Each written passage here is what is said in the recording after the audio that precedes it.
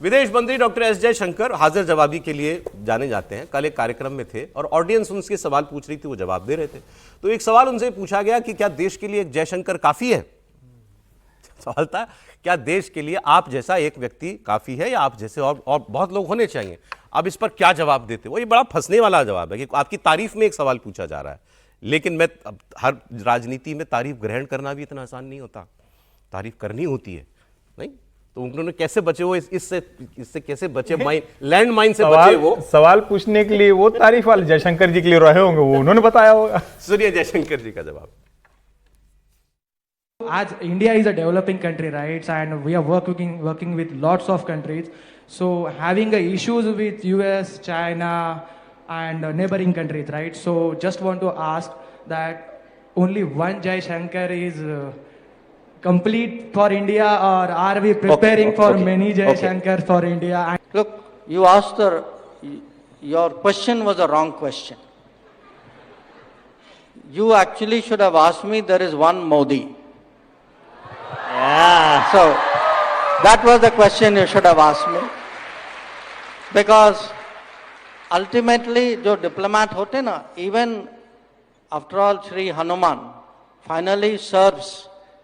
So bear it in mind. Look,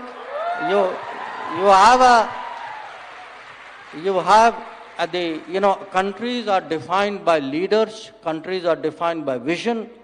There are people who execute it.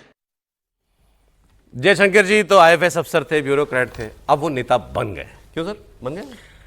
नहीं, मुझे लगता है कि जो वो बात कह रहे हैं वो बात सही है कि भाई जो विदेश मंत्री का क्या काम होता है। विदेश मंत्री जो भारत सरकार की विदेश नीति होती है उसको संचालित, एक समय जब पंडित नेहरू प्रधानमंत्री थे तो उस समय माना जाता था कि बेशक उस समय फॉरेन मिनिस्टर हुआ करते थे, लेकिन फॉरेन जब पॉलिसी जो है वो पंडित नेहरू ही तय करते थे।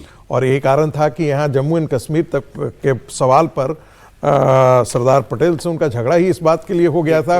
उन्होंने कहा ये फाइल आप हमको दे दीजिए क्योंकि ये इंटरनल मामला नहीं है, इसमें तो विदेश के मामला भी है, इसमें तो जयशंकर जी यही कह के बच रहा है, मैं कौन हूं, मोदी जी हैं जो बच नहीं रहे हैं। उन्होंने बहुत साफ कहा कि भाई प्रधानमंत्री मोदी ने जो विदेश नीति तय की है उसको हम एग्जीक्यूट कर रहे हैं। हाँ कुछ बोल रहे थे इस पे आप, फिर आगे बढ़ूंगा। मनुस्मृति में 4 पंक्तियां हैं। दूतम चैव प्रकुर्वीत सर्वशास्त्र विशारदम इंगिता कार्य चेष्टज्ञम शुचिम दक्षम कुलोद्धतम। इसका अर्थ क्या है? 2 पंक्तियां और उसको छोड़ देता हूं। शास्त्र में पारंगत हो, लेकिन असली बात क्या है? इंगित इशारे से मुख नेत्र के भाव और मन की चेष्टा भाव को समझ सकता हो। सच्चरित्र चतुर कुलीन हो उसे राजदूत बनाए, और जो सब तरह से कुशल वक्ता हो ऐसा राजदूत राजा को प्रशंसनीय होता है। मनुस्मृति। आज आप ट्रोल होने के लिए तय कर लिए हैं। मनुस्मृति कोट कर रहे हैं। मैं तो इस श्लोक के साथ